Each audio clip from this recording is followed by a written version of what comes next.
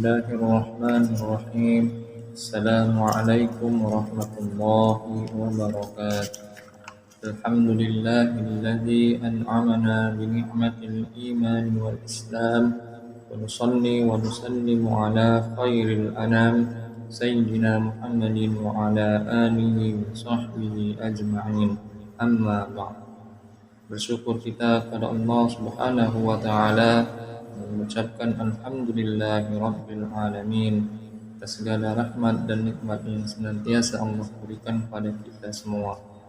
Salawat dan salam selalu kita sanjungkan kepada junjungan kita Nabi besar Muhammad sallallahu alaihi wasallam. Allahumma shalli ala sayyidina Muhammad wa ala ali sayyidina Muhammad. Harapan dan doa saya, semoga saudaraku semuanya selalu diberikan kesehatan, diluaskan rezekinya, diampuni segala dosa-dosanya, dikabulkan segala doa dan hajatnya, dan dimudahkan segala urusannya.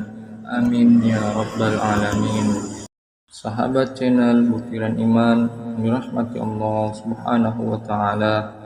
Istighfar adalah cara kita memohon ampunan kepada Allah Subhanahu wa taala, karena sebagai manusia hamba Allah yang lemah, kita tidak akan pernah luput dari kesalahan dan melakukan dosa kepada Allah Subhanahu wa taala. Namun ketahuilah sahabat, Allah Subhanahu wa taala Maha Pemurah.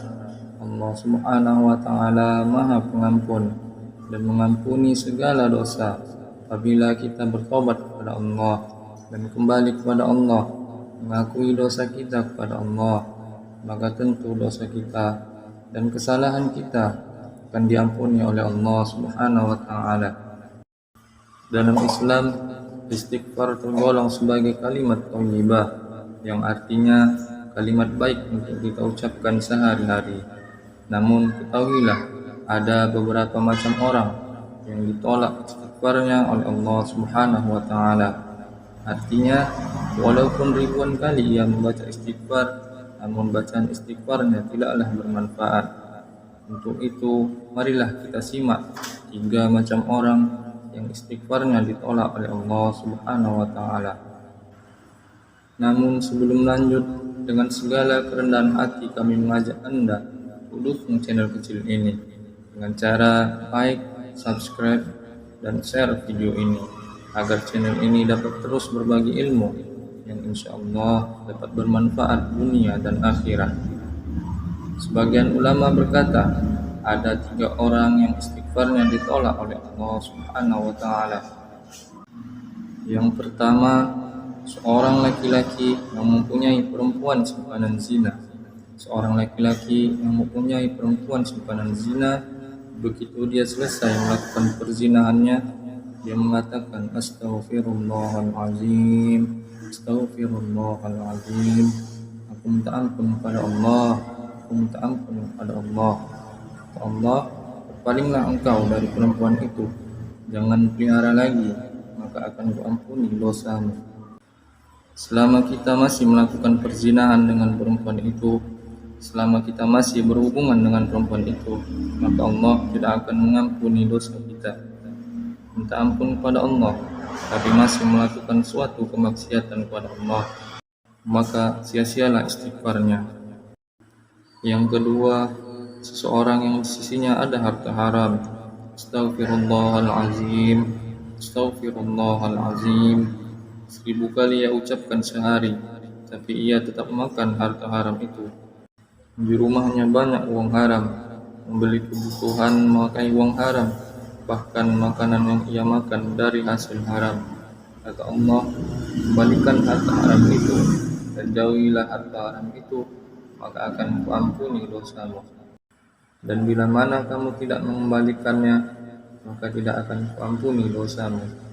Jadi, orang-orang yang berusaha dengan cara-cara yang haram, dia mendapatkan uang dan harta yang haram, di rumahnya dipenuhi dengan segala macam perabot yang haram, maka istighfar 1000 kali sehari akan sia-sia dan tidak akan dihiraukan oleh Allah Subhanahu wa taala.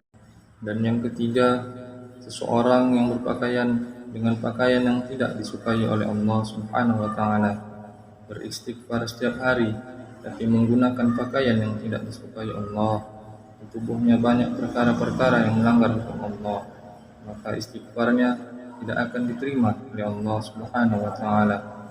Seperti contoh, perhiasan dari emas dilarang digunakan oleh laki-laki, tapi demi penampilan salah seorang laki-laki menggunakannya setiap hari, maka istighfarnya tidak akan mendatangkan manfaat baginya. Jadi pada intinya istighfar itu bermanfaat dan akan diterima oleh Allah Subhanahu wa taala apabila disertai dengan taubat, berhenti dan menyesal, tidak akan mengulangi kesalahan atau dosa yang kita lakukan atau yang disebut taubatan nasuha. Semoga kita semua segera bertaubat atas setiap maksiat dan dosa yang masih kerap kita kerjakan sebelum ajal datang menjemput kita. Sahabat channel Butiran Iman yang dirahmati Allah Subhanahu wa taala, demikianlah 3 macam orang yang ditolak istighfarnya di hadapan Allah Subhanahu wa taala. Semoga kita semua tidak termasuk ke dalam 3 golongan tersebut. Wallahu a'lam bishawab. Assalamualaikum warahmatullahi wabarakatuh.